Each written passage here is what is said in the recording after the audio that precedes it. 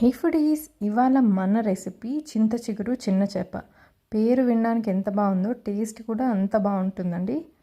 ఒక 5 to 6 table spoons oil వేసుకోవాలండి. అలాగే ఒక 2 టేబుల్ స్పూన్స్ ఆవాలు, 1 టేబుల్ స్పూన్స్ మెంతులు, కొంచెం కరివేపాకు. బాగా వేగాక 2 ఆనియన్స్ ఇలా పెద్ద పెద్దగా కట్ చేసుకుంటే సరిపోతుంది. ఆనియన్స్ కూడా మనకు బాగా వేగాక, చేపల కూర అంటేనే కొంచెం ఆయిల్ ఎక్కువ వేసుకోవాలండి. 2 టమాటాలు వేసుకొని బాగా ఇలా వేయించుకోవాలండి. మనకు మొత్తం గ్రేవీ లాగా అయిపోయాక ఇలా చిన్న చేపలు ఒక 1/2 kg ఉన్నాయి. ఇవి 1/2 kg చిన్న చేపలు వేసుకుంటున్నాను నేను.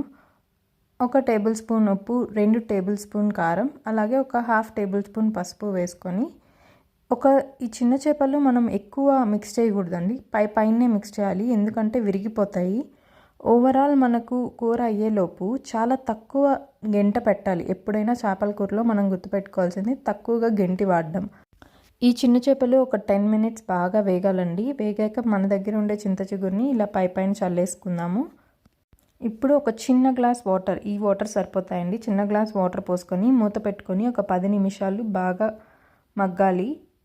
గెంటె మాత్రం వాడద్దు. ఇలా తిప్పుకొని మూత పెట్టి కాసేపు మగ్గించుకోవాలి. బాగా ఒక 10 నిమిషాలు అయ్యాక మీ దగ్గర చింతాకు పొడి కానీ ఉంటే ఇది ఒక 2 టేబుల్ స్పూన్ వేసుకుంటే మనకు మంచి ఫ్లేవర్ వస్తుందండి. ఒకవేళ లేకపోయినా ఇదేం అవసరం లేదు. మన చింతాకు చిన్న చేప కర్రీ రెడీ అయిపోతుంది. ఇలా బాగా గ్రేవీ అంతా థిక్ అయిపోతే మన కర్రీ రెడీ అయిపోయినట్టే అండి. ఇది తప్పకుండా ట్రై చేసి కమెంట్స్లో చెప్పండి మీకు ఎలా వచ్చిందో. ఇలాంటి మరిన్ని వీడియోస్ కోసం మన ఛానల్ సబ్స్క్రైబ్ చేసుకోండి. Bye, thank you.